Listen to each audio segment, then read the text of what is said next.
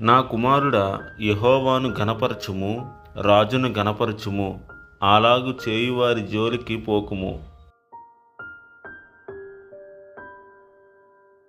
అట్టివారికి ఆపద హఠాత్తుగా తటస్థించును, వారి కాలము ఎప్పుడు ముగియునో ఎవరికి తెలియను.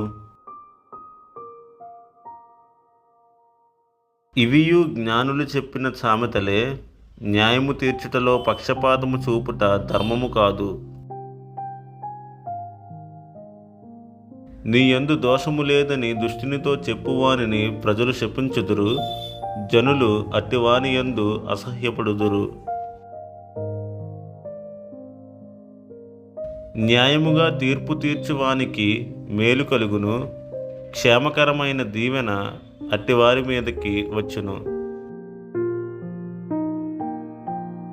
సరి అయిన మాటలతో ప్రత్యుత్తరమిచ్చుట పెదవులతో ముద్దు పెట్టుకున్నట్లుండును. బయట నీ పని చక్కపెట్టుకొనుము, ముందుగా పొలములో దాని స్థిరపరచుము, తరువాత ఇల్లు కట్టుకొనవచ్చును. నిర్నిమిత్తముగా నీ పొరుగువాని మీద సాక్ష్యము పలుకకుము, నీ పెదవులతో మోసపు మాటలు చెప్పవచ్చునా? వాడు నాకు చేసినట్లు వానికి చేసేదను, వాని క్రియ చొప్పున వానికి ప్రతిఫలం ఇచ్చేదను అనుకొనుకుము.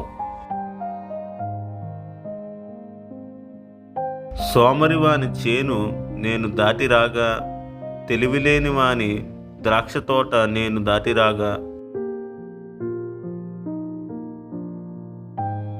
ఇదిగో దాని యందంతటా ముండ్ల తుప్పులు బలిసియుండెను, దోలగుండ్లు దాని కప్పియుండెను, దాని రాతిగోడ పడియుండెను. నేను దాని చూచి యోచన చేసుకొంటిని, దాని కనిపెట్టి బుద్ధి తెచ్చుకొంటిని. ఇంకా కొంచెము నిద్ర, ఇంకా కొంచెము కునుకుపాటు, పరుండుటకై ఇంకా కొంచెము చేతులు ముడుచుకుంటా.